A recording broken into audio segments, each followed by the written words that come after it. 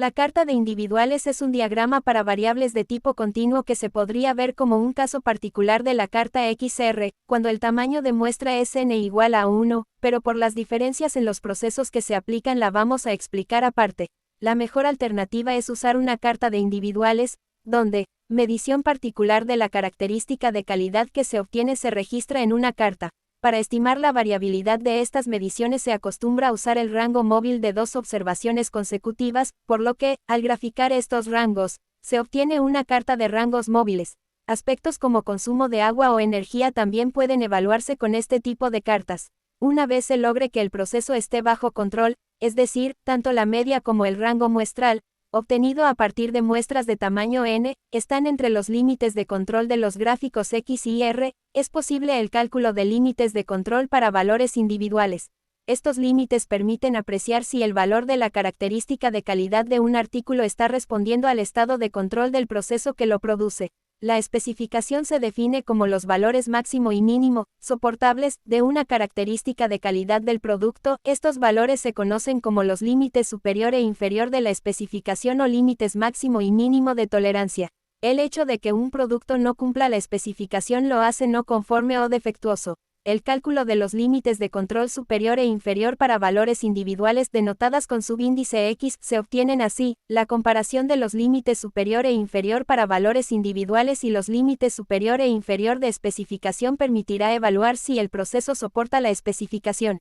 Esto es, si los límites de la especificación están contenidos dentro de los límites para valores individuales significa que el proceso producirá artículos defectuosos fuera de especificación. Por el contrario, si los límites para valores individuales están contenidos dentro de los límites de la especificación significa que el proceso soporta la especificación y no habrá defectuosos si el proceso se mantiene bajo control. Los puntos graficados en la gráfica Y son las observaciones individuales. Los puntos graficados en la gráfica Mister son los rangos móviles. El rango móvil es el valor absoluto de la diferencia entre dos o más puntos consecutivos. Interpretación. Si el proceso está bajo control, los puntos varían de manera aleatoria alrededor de la línea central y el proceso solo exhibe variación por causas comunes. Investigue los puntos que se encuentran fuera de los límites de control o que exhiben patrones no aleatorios de posible variación por causas especiales. La línea central en la gráfica Y es una estimación del promedio del proceso. La línea central en la gráfica Mister es el promedio de todos los rangos móviles. Interpretación. Utilice la línea central para observar cómo funciona el proceso en comparación con el promedio. Si el proceso está bajo control, entonces los puntos varían de manera aleatoria alrededor de la línea central. No confunda la línea central con el valor objetivo del proceso. El objetivo es el resultado deseado. La línea central es el resultado real. Los límites de control son las líneas horizontales que se encuentran por encima y por debajo de la línea central. Los límites de control indican si un proceso está fuera de control y se basan en la variación observada y en la variación esperada en los puntos graficados. Por opción predeterminada, Minitab muestra los límites de control a 3 desviaciones estándar por encima y por debajo de la línea central. No confunda los límites de control con los límites de especificación. Los límites de especificación representan los requisitos del cliente e indican la cantidad de variación que usted desea ver en el proceso. Los límites de control representan la cantidad real de variación que hay en los datos de la muestra. Un proceso puede estar bajo control y aún así puede no ser capaz de satisfacer las especificaciones. Las pruebas para detectar causas especiales evalúan si los puntos graficados están distribuidos aleatoriamente dentro de los límites de control. Interpretación. Utilice las pruebas para detectar causas especiales para determinar qué observaciones puede tener que investigar y para identificar patrones y tendencias en los datos. Cada una de estas pruebas para detectar causas especiales detecta un patrón o una tendencia específicos en los datos, lo que revela un aspecto diferente de la inestabilidad del proceso. La prueba 1 identifica subgrupos que son poco comunes en comparación con otros subgrupos. La prueba 1 se reconoce universalmente como una prueba necesaria para detectar situaciones fuera de control. Si pequeños cambios rápidos en el proceso son de interés, usted puede utilizar la prueba 2 para complementar la prueba 1 a fin de crear una gráfica de control que tenga mayor sensibilidad. La prueba 2 identifica cambios rápidos en el centrado o variación del proceso. Si pequeños cambios rápidos en el proceso son de interés, usted puede utilizar la prueba 2 para complementar la prueba 1 a fin de crear una gráfica de control que tenga mayor sensibilidad. La prueba 3 detecta tendencias. Esta prueba busca series largas de puntos consecutivos que de manera constante aumentan o disminuyen de valor. La prueba 4 detecta variación sistemática. Usted desea que el patrón de variación en un proceso sea aleatorio, pero un punto que no pasa la prueba 4 podría indicar que el patrón de variación es predecible.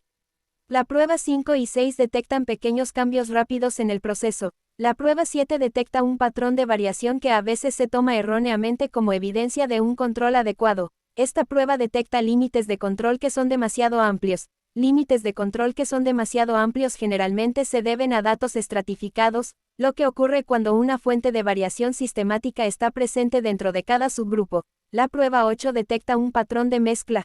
En un patrón de mezcla, los puntos tienden a ubicarse lejos de la línea central y cerca de los límites de control. La desviación estándar mide la variabilidad general en los datos. Minitab no muestra la desviación estándar en la gráfica, pero la utiliza para calcular la línea central y los límites de control. Utilice etapas para crear una gráfica de control histórica que muestre cómo cambia un proceso durante periodos de tiempo específicos. Por opción predeterminada, Minitab vuelve a calcular la línea central y los límites de control de cada etapa. Paso 1. Determinar si la variación del proceso está bajo control antes de interpretar la gráfica de valores individuales. Gráfica I. Examine la gráfica de rangos móviles. Gráfica Mister, para determinar si la variación del proceso está bajo control. Si la gráfica Mister no está bajo control, entonces los límites de control en la gráfica I no son exactos.